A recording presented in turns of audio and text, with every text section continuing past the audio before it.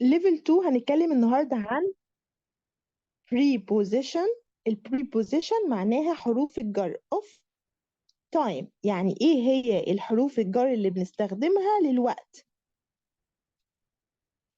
time يعني الوقت. البروبوزيشنز الحروف الجر عامة ممكن هي الحرف الجر نفسه نستخدمه للوقت، نستخدمه للمكان، نستخدمه لحاجات كتير. فاحنا النهارده هنتعرف على البروبوزيشن of time.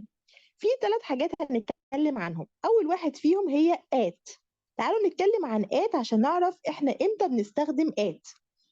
طيب at دايما اعرفوا ان هي بتدل على وقت محدد. يعني ايه وقت محدد؟ يعني انا لو حددت ساعة ووقت محدد يبقى استخدم at. يبقى قبل الساعة او قبل الوقت المحدد احط مين؟ احط at. زي ما اقول at 7 o'clock يعني الساعة 7، يبقى قبل الساعة بتاعتنا بنحط at قبل الوقت المحدد.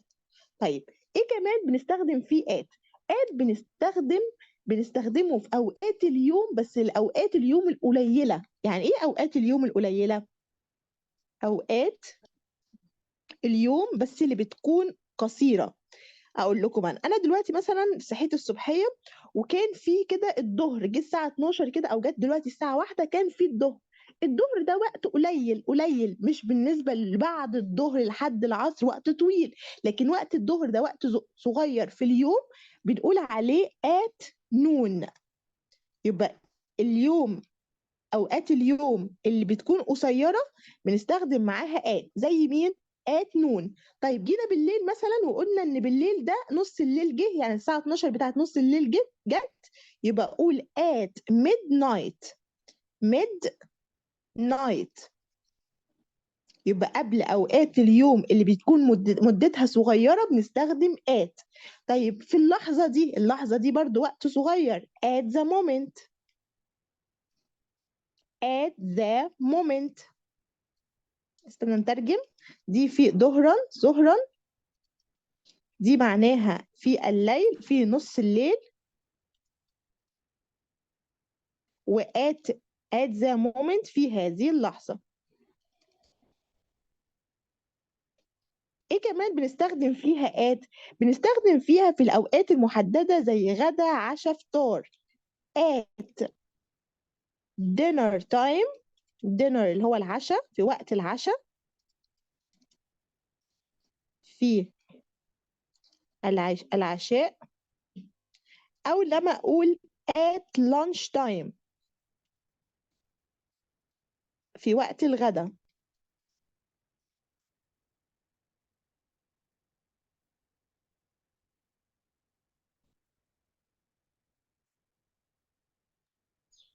ايه كمان بنقول الليل برضو وقت صغير في اليوم. الليل غير يعني الليل غير المساء، فكلمة ليل اسمها at night. كمان الليل بتاخد at ليلا. بنستخدم at كمان قبل اوقات محددة. زي ايه؟ زي at the Christmas. at Christmas في الكريسماس، عيد الكريسماس.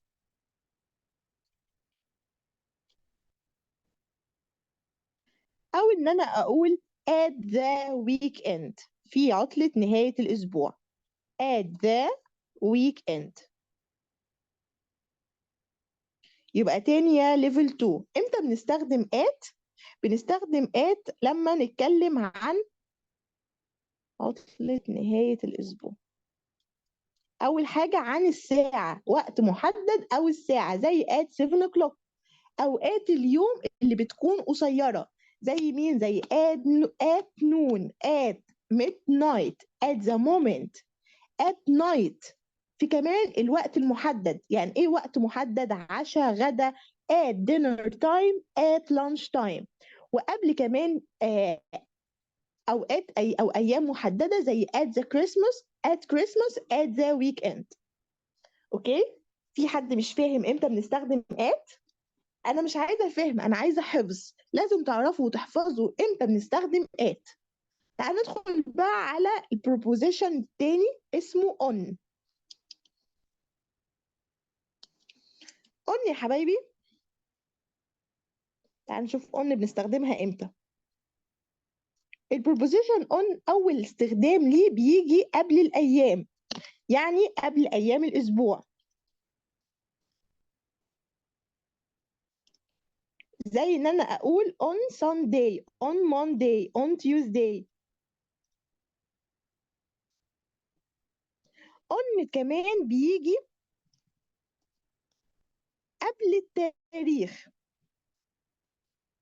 يعني ايه كلمة تاريخ؟ التاريخ بالانجلش معناه ديت، قبل الديت. طب يعني ايه كلمة تاريخ؟ التاريخ يا حبايبي هو لما يكون عندك حاجة اسمها رقم، يعني اليوم، يوم، رقم اليوم والشهر. تاريخ، اقل تاريخ لازم يكون فيه ايه؟ رقم الشهر، يعني رقم اليوم بتاع الشهر، الشهر رقم 15، رقم الخامس من 15 13 في الشهر، والشهر نفسه اسم الشهر. يعني ما ينفعش شهر بس اكتب كلمة مايو ويبقى تاريخ، لا، التاريخ لازم يكون في رقم الشهر والشهر نفسه. يعني الديت لازم يكون فيه رقم اليوم، ولازم يكون فيه الشهر، اسم الشهر. يعني مثلا اقول مارش ده شهر مارس، 18th يعني 18 مارش 18th. احط ايه قبلها؟ احط on، لان ده اسمه ايه كده؟ مارش 18th ده اسمه تاريخ، ديت. طيب امتى كمان بنستخدم الطريقه الثانيه اللي بنستخدمها لما نيجي نكتب تاريخ؟ لو انا عايزه اكتب الرقم الاول اقول the 18th of March. يبقى دول الطريقتين اللي بنكتب بيهم الديت، بنكتب بيهم التاريخ. لا اما نكتب الاول الشهر وبعد كده الرقم، لا اما نكتب الاول الرقم بتاع الشهر وبعد كده اوف الشهر نفسه، وبرده نحط قبلها اون. ونخلي بالنا من حاجه، ان الرقم بتاع الشهر لازم يكون فيه ارقام ترتيبيه. يعني ايه ارقام ترتيبيه؟ اللي هي ordinal number، اللي هي الاولا وثانيا، الاول والثاني. يعني لو عايزه اكتب 1، كلمة one بتساوي first الأول، فاحنا عشان نكتب نقول الأول ناخد كلمة one دي ونحط جنبها st. كلمة two اللي هي second الثاني، عشان أقول الثاني أحط two وأحط جنبها nd. لما يكون الثالث اسمه third، اقول 3 واحط جنبها ار دي اسمهم ordinal numbers، الارقام الترتيبيه.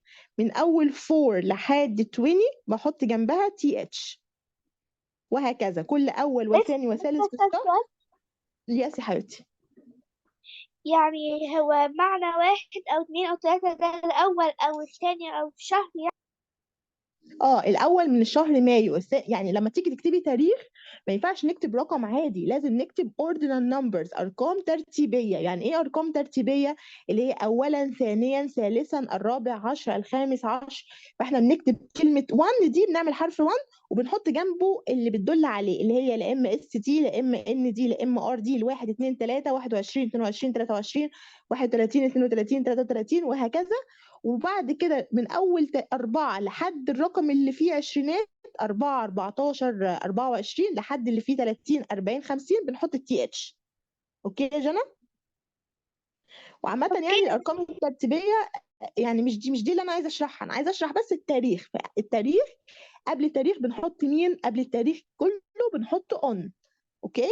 طيب ايه كمان بنستخدم معاها اون؟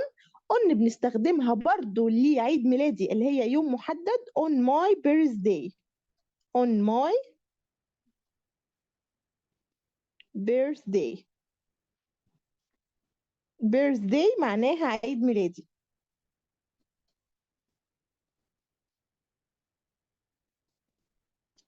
بس مش المفروض اللي هي يعني اللي فوق on، مش المفروض تبقى on some days؟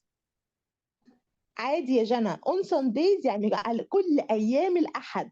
لما أقول لك يوم حد بس تقولي on Sunday بس، يعني عادي نحط اس جنب كلمة Sundays بس يبقى قصدنا إيه؟ كل أيام الأحد. أوكي؟ في حد مش فاهم حاجة في on؟ إمتى بنستخدم البروبوزيشن on؟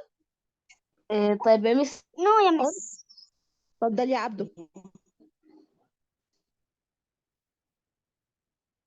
أيوه يا عبدو. عندي سؤال. اتفضل يا وايه حبيبي. الفرق بين لما جينا نقول عند الكريسماس قلنا ات كريسماس، اما انا في الديت اللي هو التاريخ قلنا اون؟ عشان كريسماس ده وقت محدد، عيد الميلاد بتاع يعني عيد عند مجموعة ناس اخواتنا المسيحيين، فاسمه اون، اسمه ات كريسماس، في الكريسماس. ات واون الاثنين لو انت تتكلم عنهم ات واون قبل الاوقات المحدده الاثنين صح. ات ويك اند ينفع نستخدمها، ات كريسماس ينفع نستخدمها، اون ذا ويك اند ينفع نستخدمها، اون كريسماس ينفع نستخدمها. طب ايه الفرق بين اون وات فيهم؟ الفرق بس لهجات. يعني ايه لهجات؟ الناس البريطانيين اللي عايشين في بريطانيا بيستخدموا ات، الناس اللي عايشين في امريكا بيستخدموا اون، بس الاثنين صح يا عبد. اوكي، بس اوكي يا الاهم مس. عندي هي ايام الاسبوع والتاريخ واللي انا قلت فوق ده. طيب تعالوا بقى ندخل مع بعض على البروبوزيشن اللي بعده اللي بنسميه ان يا حبايبي دايما بنستخدمها لما نتكلم in general. يعني ايه general؟ يعني في العام، في العام. طيب بنستخدم ان في ايه؟ تعالوا نحفظ مع بعض. شهور، فصول، سنوات، اوقات طويلة. بنستخدم ان في الشهور اللي هم بنقول عليهم month، المانث اللي هي الشهور. زي ايه؟ زي اقول in January، in February، in March، in July. January. وبستخدم in كمان في الفصول، يبقى شهور، فصول اللي هي seasons، شهور، فصول، seasons اللي هي ايه؟ in summer اللي هو مين السمر؟ اللي هو الصيف. in winter، winter اللي هو الشتاء. in fall، fall اللي هو الخريف. in spring اللي هو الربيع. طيب تعال نقول تاني. شهور، فصول، سنوات، شهور، فصول، سنوات. طيب زي ايه السنوات اللي هي السنين؟ يعني مثلا ان انا اقول in 2023، in 2000 بس. يبقى السنين بنحط in قبل السنين، قبل اليرز. وايه بقى اخر حاجة بنستخدمها مع in؟ مع اللونج periods. يعني ايه long periods؟ معناها الاوقات الطويلة، long period. هفهمكم يعني ايه long periods. الاوقات الطويلة بتاعت اليوم، او اوقات طويلة. زي ايه يا حبايبي؟ زي مثلا الصباح، الصباح يبدأ من اول ما الفجر يقدم لحد ما تيجي الساعة 12، يبقى ده اوقات اليوم، بس اوقات اليوم الطويلة. in the morning، ليه حطينا in the morning؟ لان in بنستخدمها للاوقات الطويلة، والصباح من اول ما الفجر يقدم لحد الساعة 12، فده وقت طويل، عشان كده استخدمنا معاه in. طيب بعد الظهر in the afternoon، in the afternoon بعد الظهر لحد ما يجي العصر، ده برضو وقت طويل، عشان كده حطينا in.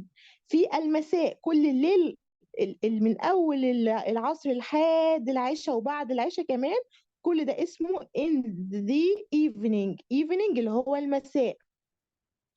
يبقى اوقات اليوم الطويله بنستخدم معاها in، اوقات اليوم القصيره بنستخدم معاها at. يبقى صباحا، بعد الظهر، ومساء.